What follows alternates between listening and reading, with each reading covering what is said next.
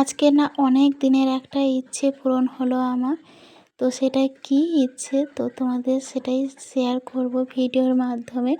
তোমরা কিন্তু প্লিজ ভিডিওটা পুরো লাস্ট পর্যন্ত দেখতে থাকো, আশা করি তোমরা বুঝতে পারবে। সো হ্যালো এভরিওয়ান, তোমরা সবাই কেমন আছো? আশা করি ভালো আছো। আমার আর একটি ব্লগে স্বাগত জানিয়ে আজকের ব্লগটা স্টার্ট করছি। আর আমি মেদিনীপুর থেকে শ্যামলী বলছি। তোমরা কিন্তু ভিডিওটা প্লিজ লাস্ট পর্যন্ত দেখতে থাকো। আর সকলকে জানাই গুড মর্নিং। আর আজকের আমি সকাল থেকেই ব্লগটা স্টার্ট করছি। আর আজকের দিনটা ছিল শনিবার। আমি আজকে খুবই হ্যাপি। ব্রাশ করে তো তারপরে থালা বাসনগুলো ঘাটে ধুতে গিয়েছিলাম, ওখানে পিছলে না পড়ে গেছি। তার জন্য আমি স্নান সেরে একদম চলে এসেছি। এসে এই যে কাপড়টা ভাঁজ করা ছিল না, আর এই শাড়িটা আর পরবো না, এটা অনেকটাই ছিঁড়ে গেছে। তার জন্য ভাবলাম এটা ভাঁজ করে গুছিয়ে রেখে দিই। তো সেই রকম গুছিয়ে রেখে দিয়েছিলাম। আর এইদিকে ঘর ঝাঁট দিতে বাকি ছিল যেহেতু, তার জন্য ঘরটা আমি ঝাঁট দিয়ে দিলাম।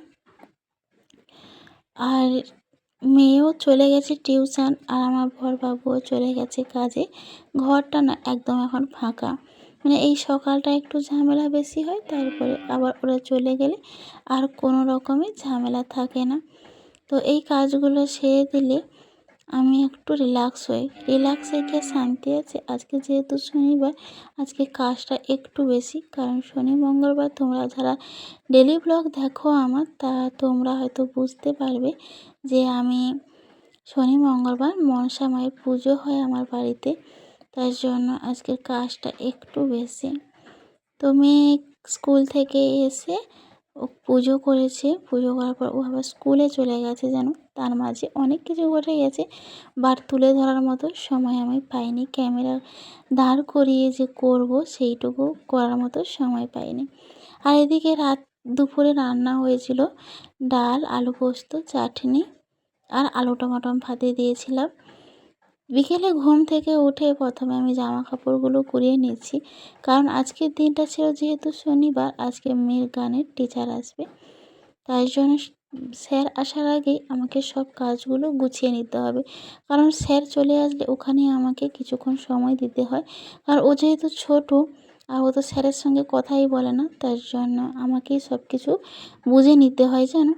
তার জন্য এখন আমি ঘর দরজা ঝাঁট দিয়ে দিচ্ছি। আর তারপরে এই যে কাপড়গুলো ভাঁজ করে না রাখলে দেখতে কেমন একটা অগোছালো লাগে। আর এখন যেহেতু আমার রুমেই রেওয়াজ করাই, তাই জন্য আমার রুমটাকে একটু মানে সাজিয়ে গুছিয়ে রাখতেই ভালো লাগে। না হলে যেহেতু একটা বাইরের লোক আসবে, দেখতে একটা কেমন আনকমন ফিলিং হয় না, ঠিক আমারও ওই রকম হয়। তার জন্য ভাবলাম একটু গুছিয়ে নেই। তোমাদেরকে তো দেখিয়েছিলাম আগের ব্লগে, এই আলনাটা নিয়েছিলাম, জামা রাখার আলনাটা। জামা রাখার খুব সমস্যা হতো, দড়ি টাঙিয়ে রাখতাম, তার জন্য ভাবলাম একটা জামা রাখার আলনা নেই। তোমাদেরকে পরের ব্লগে দেখাবো তো জামা রাখার আলনাটা কোথায় রেখেছি, কি করেছি।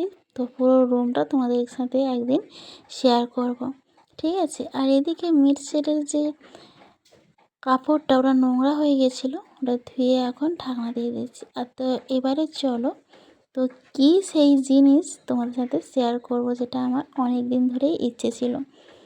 তবলা গো, মেয়ের জন্য তবলা অনেক দিন ধরে কিনবো ভাবছি, আর কেনা হয়েই ওঠেনি যেন। আজকে ফাইনালি সেই স্বপ্নটা পূরণ হয়েছে। ও যেহেতু গান ধরে নিয়েছে, এই গানের সাথে তবলা না হলে বেমানান হয়ে যাচ্ছে। স্যার অনেক দিন ধরেই বলছে যে একটা তবলা কেনো, বাট আমি আর তবলাটা কিনতে পারছিলাম না। দুটো তবলা মোট 7,000 টাকা পড়েছে। কেমন হয়েছে তবলাটা তোমরা কিন্তু অবশ্যই কমেন্ট বক্সে জানাতে কিন্তু একদম ভুলবেন না। তো চলো দেখাই আমার মেয়ে কীভাবে রেওয়াজ করছে, সেটাই তোমাদের সাথে আজকে শেয়ার করব।